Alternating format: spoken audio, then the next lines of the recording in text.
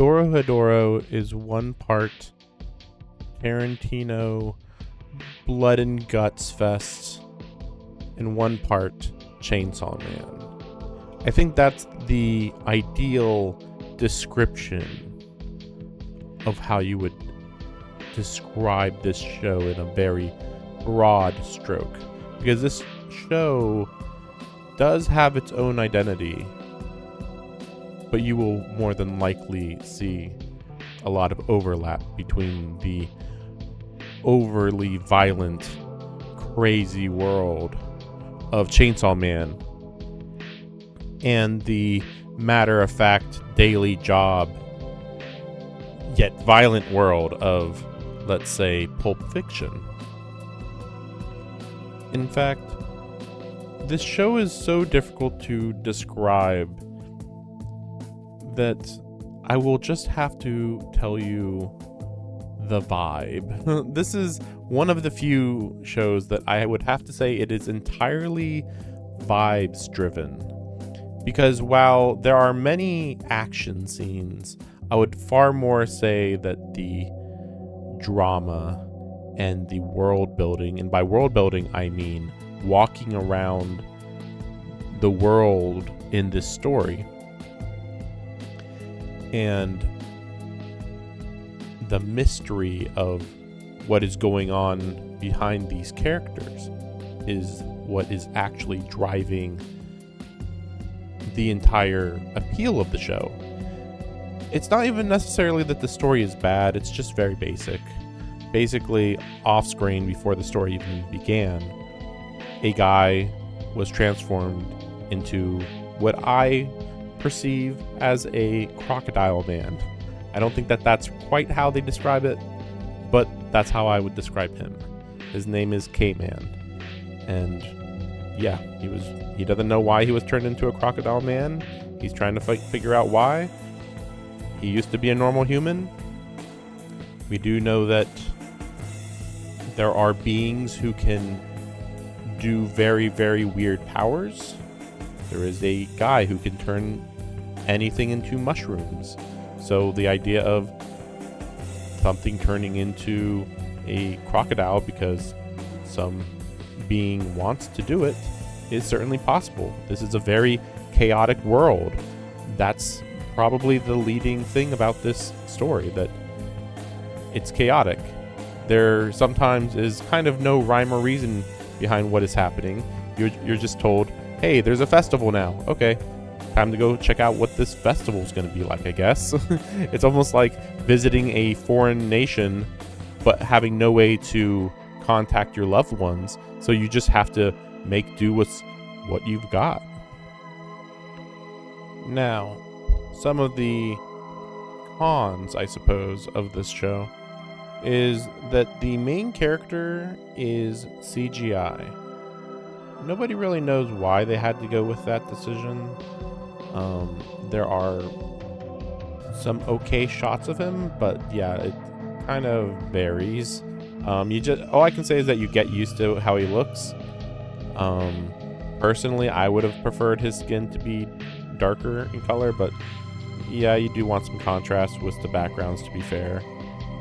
And then also, I would actually say that his snout should be a lot more like an alligator's, or crocodile, whatever. I mean, just more thin, like a velociraptor or something even. That would be a good comparison, I suppose. But unfortunately, yeah, they never really improve from what I could tell. It's just that you kind of just get used to it and then kind of ignore it. And there are a lot of other characters. Even though K-Man is the main character, there are approximately 5-ish major characters who you will have stories about. We'll call them stories. At least that's how I view it. They're not really arcs. They're just, we follow characters for a while and they do jobs, basically.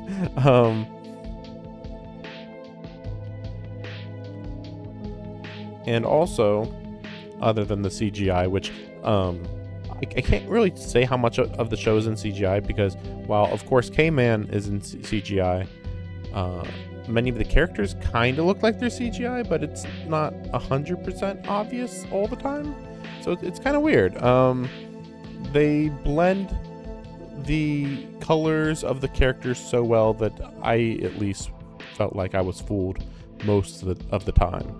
And while the beginning few episodes do take place in a dark, dingy, grungy, destitute, pathetic, massive back alley city type thing, the world eventually, well, I shouldn't say eventually, episode 3 or 4 or so, the world building expands. This is a bit of a spoiler. Well, not really. I guess not. Okay, because so it's very clear that the author at the beginning was like, oh, I want this really grungy city to have everything take place in. However, at a point, you start learning about these things called sorcerers, who are just people who can use magical powers. These sorcerers, however, are sometimes more demon-like and sometimes more human-like. It seems like they're just a different race of people. However, they are from what appears to be a world that might just be hell, or at least some sort of demon world. And you actually go to that demon world partway through the series and stay there regularly. So that's kind of the main reason that this series feels so weird, because these two worlds are so similar but opposite. They're both like depressing worlds, but the demon world is like so chaotic that it's like, okay, even though this would be an awful place to live, it still feels like it's preferable to the awfulness of the beginning of the series, as crazy as that sounds. Like, oh, you know what? Hell's not too bad. They know how to have a party or something. It's kind of silly, but that's what it kind of seems like to me, at least.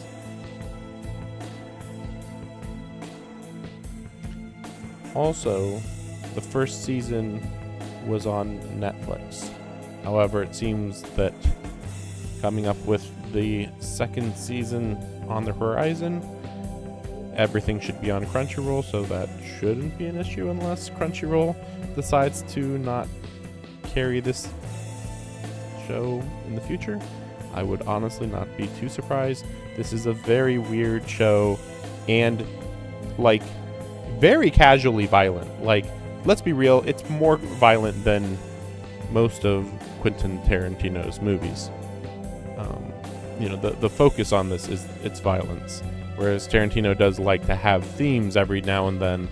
The themes are very light in this show, and it's definitely more about the fantastical locations, whereas Tarantino is, excessively realistic, I would say, considering how unrealistic he has other things in his movies be portrayed.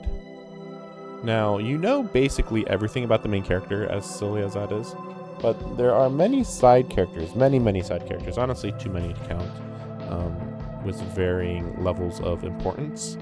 There is our second main character, Nikaido, who's a girl who basically is just best friends with Kamen, and basically just a whole bunch of other characters that are too diverse and weird to even completely describe.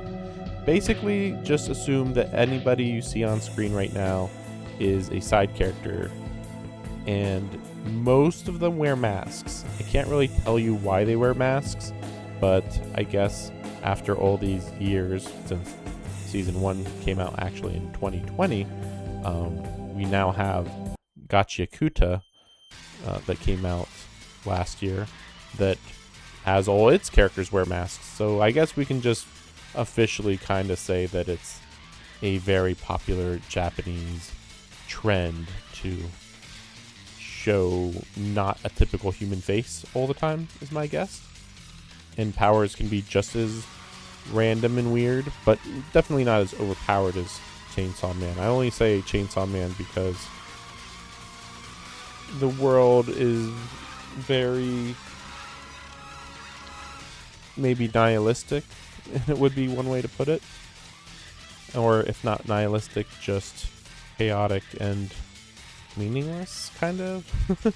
Like there's like not much religion to the show, which I mean, most anime don't, of course, but I feel like considering how many demons there are, you would think that the afterlife would be kind of addressed a bit, but the way they address religion in this show is basically by being vague about it and more or less not even mentioning it for the most part.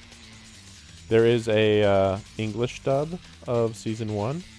I do not know about season 2, however. But I would like to mention that the English dub was very good.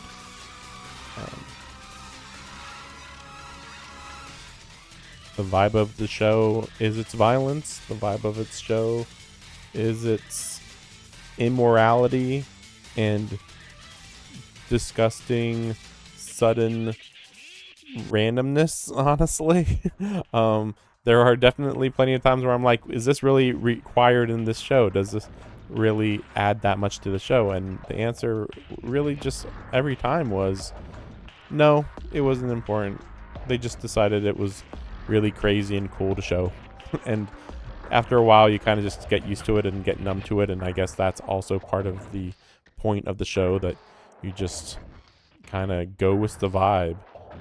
It's kind of impossible to tell whether anybody would like or dislike a show like this. It's not easy to figure out.